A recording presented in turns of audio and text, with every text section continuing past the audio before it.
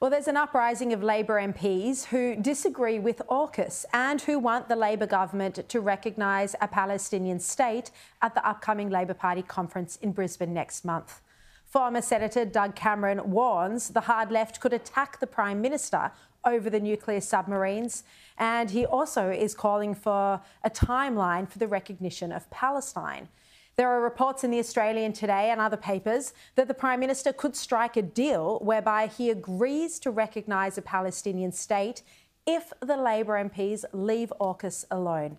Well, Michael Shoebridge is the Director of the Defence Strategy and National Security Program at the Australian Strategic Policy Institute, and he joins me now. Michael, welcome to the program. Look, this is described by Greg Sheridan in his column today as it would be a serious folly if Labor were to pass a motion at its national conference calling for the destruction of AUKUS. What's your response to this?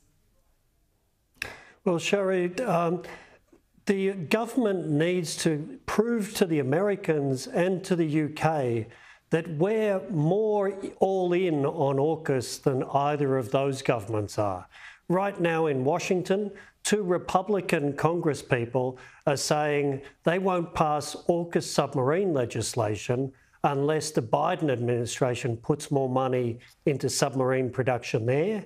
If there was even a sniff that the Australian government wasn't absolutely committed to AUKUS, including by mismanagement at the Labor Party conference, that would send a shockwave into the deal that is not in our interests. And what about this suggestion in the papers today?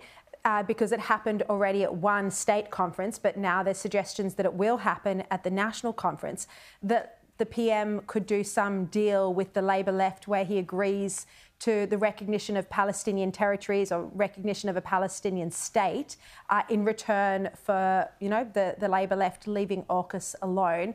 How damaging might this be for Australia's relations with Israel? Well, Sherry, I don't think that kind of horse trading is the way to deal with this issue. The Prime Minister needs to show leadership, not just of the government, but of the Labor Party. So they can have all the debates they like in the Labor Party conference, but he has to show he's in charge.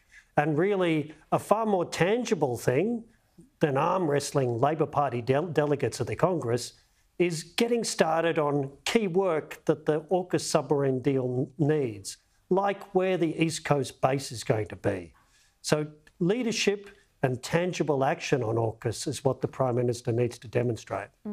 I just mentioned Greg Sheridan. He's the foreign editor at The Australian. I mentioned his column a moment ago. Well, he has this quite interesting observation in his column today. He says the Albanese government is the most left-wing Labor administration since Gough Whitlam. It is delivering bucket loads of policy to the left on industrial relations, climate change, welfare, tax, every form of identity politics, support for far-reaching constitutional change, etc. He says, but for the left, too much is never enough.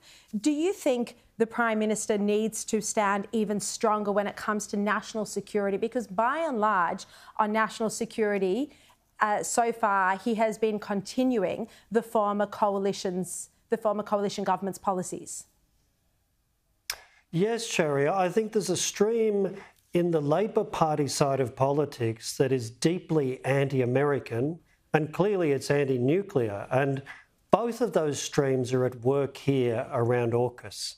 It's absolutely in Australia's national security interests to have the AUKUS deal succeed and for the current government to lead a public debate on that, not run away from it. And the idea of trading off a relationship with Israel to manage the political showmanship at a Labor Party conference is just simply wrong from a national interest point of view. And I'm just quoting what one, Victorian Labor source said categorically a similar motion would be moved in Brisbane next month to trade off, to have those two deals traded against each other. Very worrying. Michael Shoebridge, thank you very much for your time this evening.